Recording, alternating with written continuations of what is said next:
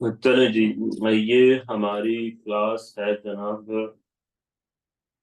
Liquidity basically हम चीज liquidity को पढ़ रहे थे। पहले हमने रिटेलर लिक्विडिटी समझने की कोशिश की कि रिटेलर लिक्विडिटी बेसिकली क्या है, क्या होता है उसमें और क्या बाकी सारी चीजें होती हैं। और इसमें बेसिकली जो चीज हम पढ़ेंगे वो है मतलब लिक्विडिटी में, रिटेलर लिक्विडिटी में वो पढ़ी। फिर जो स्मार्ट मनी लिक्विडिटी में जो चीजें हमने पढ़ी उसमें जो ऑर्डर ब्लॉक को मेनली हमने समझा। ऑर्डर ब्लॉक क्या है, स्ट्रक्चर ब्रेक के बाद ऑर्डर ब्लॉक बनता है, कैसे बनता है, फिर वैल्यू गैप क्या होता है। आप फिर वैल्यू गैप के बाद फिर आ जाते हैं जनाब। ये मतलब रिटेलर लिक्विडिटी है। अब वैसे तो डेली बायस को पढ़ना था, लेकिन ना एक दफा हम एक और चीज भी पढ़ लें, वो भी जरूरी है। उसके बाद हम बायस को, डेली बायस को पढ़ लेते हैं। डेली बायस वैसे समझना बहुत जरूरी है। उसके बाद फिर हम मोमेंटम शिफ्ट को भी पढ़ लेंगे। मोमेंटम शिफ्ट और डेली बायस दोनों। फिर हम एंट्रीज पर जाएंगे, इस सेटअप की जो एंट्रीज होंगी। आज हम पढ़ेंगे इम्बैलेंस को। ठीक है, कोई मुश्किल चीज नहीं है। अच्छा, फेयर वैल्यू गैप के केस में क्या होता था? फेयर वैल्यू गैप के केस में होता ये था कि एक ये है कैंडल, और ये एक कैंडल है, और ये तीसरी कैंडल है। ठीक है,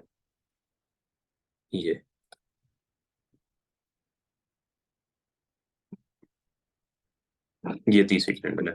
अब फेयर वैल्यू गैप के केस में होता ये था कि जो गैप होता है ना कैंडल्स के दरमियान, वो बहुत ही छोटा होता है। अब इसमें अगर ये चीज आप कहेंगे कि यार इतनी मेजरमेंट होनी चाहिए, या इतना होना चाहिए, या कितना होना चाहिए उसे, तो ये इम्पॉसिबल है ये समझना और ये कहना कि हाँ उसके लिए हम ये चीज यूज कर सकते हैं कि फेयर वैल्यू गैप छोटा होगा, इम्बैलेंस बड़ा होगा। जस्ट उसको हम एग्जांपल्स के थ्रू थोड़ा सा समझ जरूर सकते हैं, लेकिन एग्जैक्टली कह नहीं सकते कि इतना उसकी मेजरमेंट होनी चाहिए और होनी चाहिए। टेक्निकली ये चीज पॉसिबल नहीं है, लेकिन ये फेयर वैल्यू गैप है अगर। ठीक है, तो जो इम्बैलेंस होगा वो है ये एक कैंडल, और ये दूसरी कैंडल, ये इम्बैलेंस होगा। ठीक है, मतलब इम्बैलेंस में वो जो गैप होगा वो अच्छा खासा बड़ा होगा सिंपली। और कोई इसमें वो रॉकेट साइंस नहीं है। फिर मैं एक और चीज आपको बता दूं गैप के उसी में सिनेरियो में, फर्ज करें इधर ये विक इस तरह से बन जाती है, तो फिर ये गैप नहीं है, फिर वैल्यू गैप नहीं है। या इसकी विक इस तरह से होती है, तो ये फिर इम्बैलेंस नहीं रहा। ठीक है, ये मतलब इम्बैलेंस नहीं कहलाएगा, फिर ये वाला छोटा सा एरिया होगा उस सूरत में, और ये फिर वैल्यू गैप कहलाएगा। ये चीज सिंपल। और अगर ये इसी तरह से रहता है तो ये पूरा कहलाएगा इम्बैलेंस। गुड। मतलब इसमें छोटा गैप है तो फिर वैल्यू गैप कहेंगे, बड़ा गैप है तो इम्बैलेंस कहेंगे। मैं इसकी कुछ आपको एग्जांपल्स देता हूँ, फिर हम इम्बैलेंस में कुछ होती हैं चीजें थोड़ी सी ज्यादा और मुश्किल, उनकी तरफ हम जाएंगे। ये ना, ये देखें, ये आपके सामने कुछ इम्बैलेंसेस हैं। ये ये पूरा इम्बैलेंस था क्योंकि ये थोड़ा सा बड़ा था। ठीक है, अगर तो ये छोटा होता तो ये फेयर वैल्यू गैप होता, लेकिन यहाँ पर आकर आप देखें तो ये फेयर वैल्यू गैप है, छोटा है बिल्कुल। इसी तरह से ये आकर देख लें आप, ये जितने भी गैप्स हैं उनको हम करेंगे। ये गैप था एक, इसको हम फेयर वैल्यू गैप ही कहेंगे। इसी तरह से ये एक फेयर वैल्यू गैप था। ठीक है, इसको हम फेयर वैल्यू गैप कहेंगे। इसी तरह से और मतलब जितने छोटे छोटे गैप्स आपको मिलते हैं वो फेयर वैल्यू गैप्स कहलाएंगे, और जितना बड़ा आपको गैप मिलेगा उतना वो इम्बैलेंस कहलाएगा। जैसा कि आप ये अगर इसकी बात करते हैं तो ये इतना बड़ा गैप था, तो ये हमारा इम्बैलेंस कहलाएगा। इसी तरह से लेकिन इस पे अगर आप आ जाएंगे तो ये फिर वैल्यू गैप कहलाएगा। ठीक है, ये भी थोड़ा सा बड़ा गैप है। तो ये भी इम्बैलेंस है।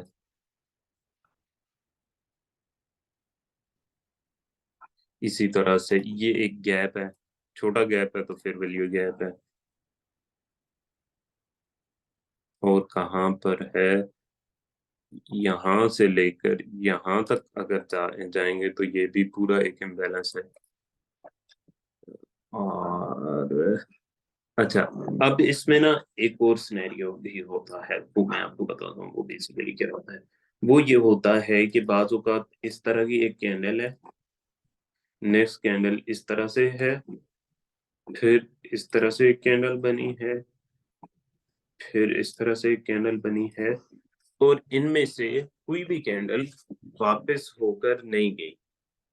मतलब ये कि ये कैंडल्स अगर इस तरह से हैं, ये ये ठीक है, इस तरह से होकर जाती, तो फिर ये गैप ना रहता। अगर तीनों कैंडल्स नीचे विक बनाए बगैर ऊपर चली गई हैं, दो कैंडल्स, तीन कैंडल, छह कैंडल, 10 कैंडल, तो वो भी हमारा इम्बैलेंस कहलाएगा। इस सूरत में ये पूरा हमारा इम्बैलेंस कहलाएगा। ठीक है, ये भी इम्बैलेंस है और ये भी इम्बैलेंस है। सिंपल सी चीज। अब इसमें होता क्या है, बेसिकली वही पेंडिंग ऑर्डर्स वाली चीज है कि इसमें पेंडिंग ऑर्डर्स बेसिकली रह जाते हैं। और पेंडिंग ऑर्डर्स किस तरह से, मतलब ये है कि मार्केट इतना तेजी से ऊपर मूव कर रही है तो वो अपने ऑर्डर्स छोड़कर जा रही होती है। लेकिन इस केस में होता ये है कि मतलब उसने इस एरिया को ब्रेक करने के लिए इतने ज्यादा ऑर्डर्स क्रिएट किए। तो नॉर्मली अक्सर इस जगह पे हम देख रहे होते हैं कि यार इम्बैलेंस के केस में फेयर वैल्यू गैप में तो जैसे ही गैप को टेस्ट करती है मार्केट, तो वहीं से मार्केट ऊपर चली जाती है। लेकिन इम्बैलेंस के केस में क्या होता है कि मार्केट इम्बैलेंस पूरा फिल करती है। वो जो पूरा गैप होता है उसको जब फिल करती है तो उसके बाद हम कंसीडर करते हैं कि ये मार्केट अब ऊपर जाने वाली है। कोई बहुत ज्यादा इसमें रॉकेट साइंस नहीं है। अब आ जाते हैं H1 पे, मैं आपको दिखाता हूँ। यहाँ पर ना मुझे जरा मार्क करके बताएं, ये जो अभी मैंने आपको एग्जांपल दी है ना, इसके मुताबिक एक इम्बैलेंस नजर आ रहा है, वो मार्क करें। पॉइंटर लें और उससे मार्क करें सर। हाँ, ये जो इबाद ने मार्क किया ना, ये बिल्कुल ठीक मार्क किया है। मैं एक्चुअली ये चाह रहा था, ये वाला। बस ठीक है।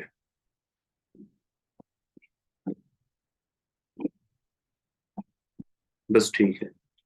ये अभी जो एग्जांपल दिया उसके मुताबिक ये क्यों,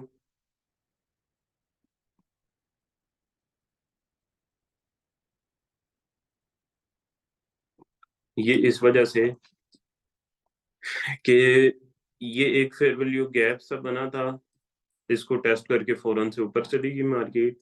फिर उसके बाद दोबारा इस जगह पे बना, उसको टेस्ट करके दोबारा ऊपर गई मार्केट।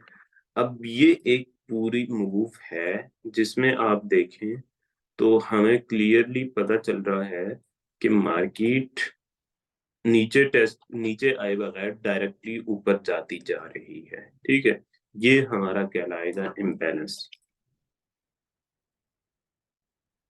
ये भी इम्बैलेंस है। एक तो इम्बैलेंस ये है ना, ये वाला, आप कह लें कि ये पूरा, ये पूरी कैंडल भी, या आप कह लें कि ये ये पूरी कैंडल, ये भी इम्बैलेंस है। ठीक है, लेकिन ये भी इसी तरह से ये भी इम्बैलेंस है। ठीक है, लेकिन ये वाला जो इम्बैलेंस है ना, ये सिंगल कैंडल इम्बैलेंस नहीं है, या डबल कैंडल इम्बैलेंस नहीं है। इसमें चार पांच कैंडल्स हैं। और ऐसे मौके पे बंदा समझ रहा होता है कि कहाँ से ट्रेड करूं, इधर से करूं, इधर से करूं, इधर से करूं। तो इम्बैलेंस के केस में आपने पूरे इम्बैलेंस फिल होने का इंतजार करना होता है। वहां पर पहुंच के मार्केट किस तरह से रिएक्ट करती है, देन आप ट्रेड एग्जीक्यूट करते हैं, देन आप मार्केट को प्रिडिक्ट करते हैं। सेम आप इधर आ जाएं, ये पूरा एक इम्बैलेंस था। ये एक और इसकी एग्जांपल है, ये ये एक इम्बैलेंस है। फिर उसके बाद ये है, ये खैर नहीं है, क्योंकि इन कैंडल्स में आप देखें तो इन कैंडल्स में ऐसा नहीं है।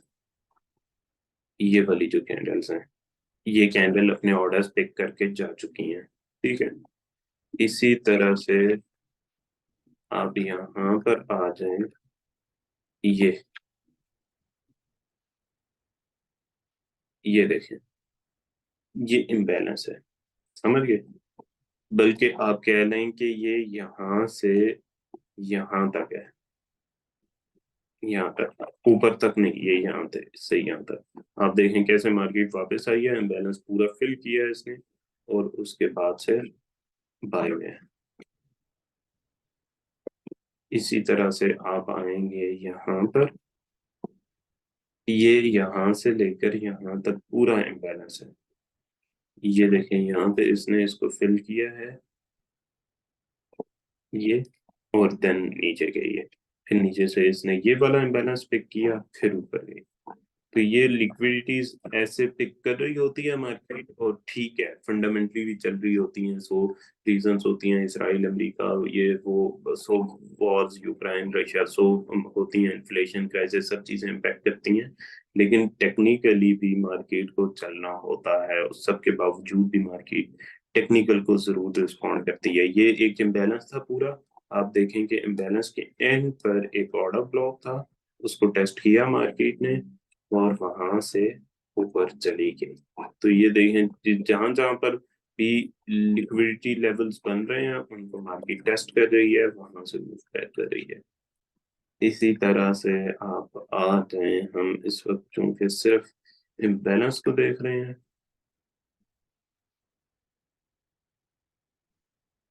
ये इम्बैलेंस है, ये पूरा इम्बैलेंस है। ठीक है, ये इम्बैलेंस है।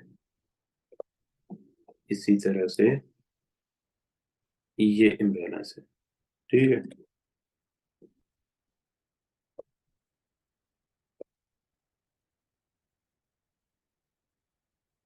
इसी तरह से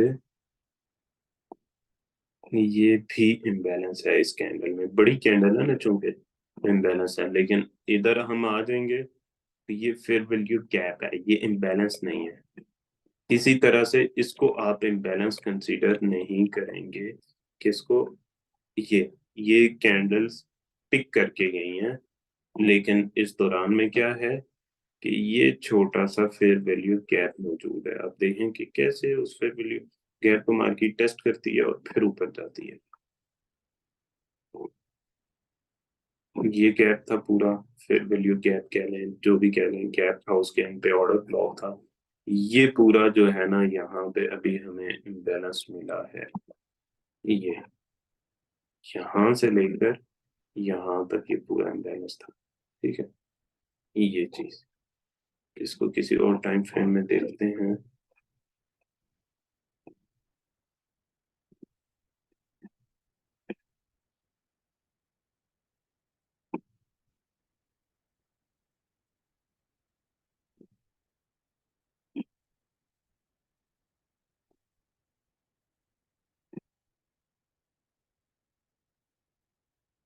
ये चीज H4 में आप देखें तो यहाँ पे ऑर्डर ब्लॉक भी था, उसको टेस्ट करके हल्का फुल्का मार्केट में मार्केट डाउन भी आई, बल्कि पहले कह लेंगे, पहले इस जगह से यहाँ तक डाउन आई, 200 पिप्स नीचे गिरी है, फिर ऊपर गिरी है।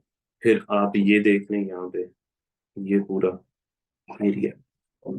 तो ये था सिंपल इम्बैलेंस, आप लोगों को समझाना जरूरी था इम्बैलेंस के बाद। अब हम आगे चलेंगे डेली बाइस पे। डेली बाइस का हल्का फुल्का मैं आपको आइडिया दे देता हूँ। इसकी जो क्लास है वो आपको आगे मिलेगी, उसकी रिकॉर्डिंग मैं कर चुका हूँ, लेकिन वो आपको आगे साथ ही मिल जाएगी इंशाल्लाह। फिल वक्त आपने इम्बैलेंस को पर गौर करना है डेली। इसमें आपको फिल वक्त हल्का फुल्का बताता हूँ कि क्या होते हैं, कि आपने अब आज के दिन में अगर आप ट्रेड करने लगे हैं, और ये सिर्फ आज के दिन का ट्रेंड फाइंड करने का तरीका नहीं है, कि आप किसी भी टाइम फ्रेम में फाइंड कर रहे हैं ट्रेंड, तो उसमें आपको और बिल्कुल एग्जैक्ट आपको इंशाल्लाह ये चीज बताएगी, इस चीज से पता चल जाएगा कि फर्ज करें कि आज इस जगह पे मार्केट खड़ी हुई है, ठीक है, तो आपने किस तरह से फाइंड करना है कि आज के दिन का ट्रेंड क्या है। उससे होता क्या होता ये है कि आपको ट्रेड लेने में आसानी होती है, आसानी होती है, आपको डायरेक्शन पता होती है कि मैंने जो मेन ट्रेड है वो इस डायरेक्शन की लेनी है। फिर उस दौरान में आप करके क्या कहते हैं उसको,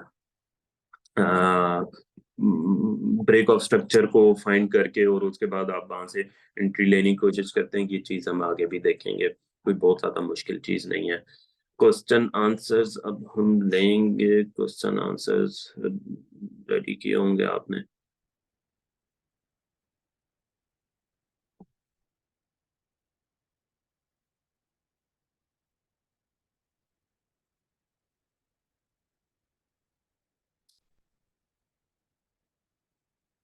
चलें जी, आज क्वेश्चन आंसर्स भी रिकॉर्ड कर लेते हैं। जी उस्मान।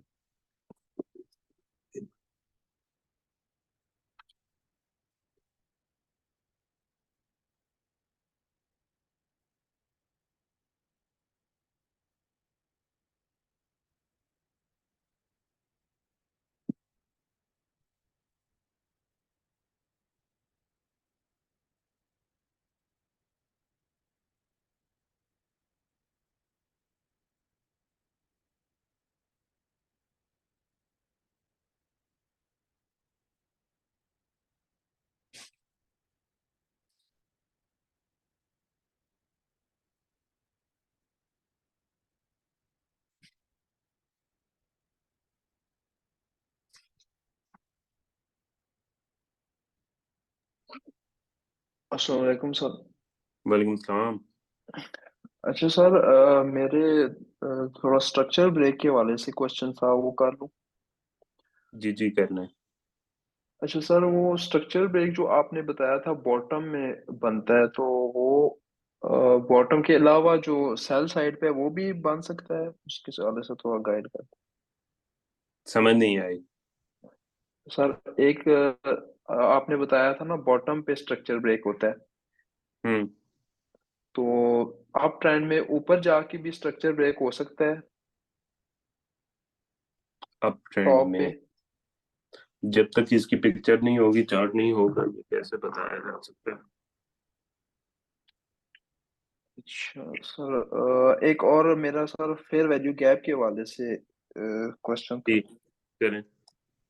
सर, जो फेयर वैल्यू गैप है उसमें जो फर्स्ट और थर्ड कैंडल है उन दोनों की विक्स होना लाजमी है? तो फर्स्ट और नहीं, विक्स तो होना लाजमी नहीं है। विक्स के दरमियान बस हमें गैप चाहिए। अच्छा, वो मायने नहीं रखता कि विक्स हो या ना हो? हाँ, विक्स होना हो, बस हमें विक्स हो, पहाड़ी हो, उसके दरमियान में गैप चाहिए हमें। जी। तो सर, वो हारिस सर एक और बात बता रहे थे कि जो हमारा गैप है उसमें 60 to 70% करेक्शन होना लाजमी है। हाँ जी, होना जरूरी जो है। तो हाँ वो जी। सर करेक्शन पेप्स है, 70 पेप्स है? नहीं नहीं, परसेंटेज है। अच्छा, उसका सर थोड़ा गाइड कर देगा।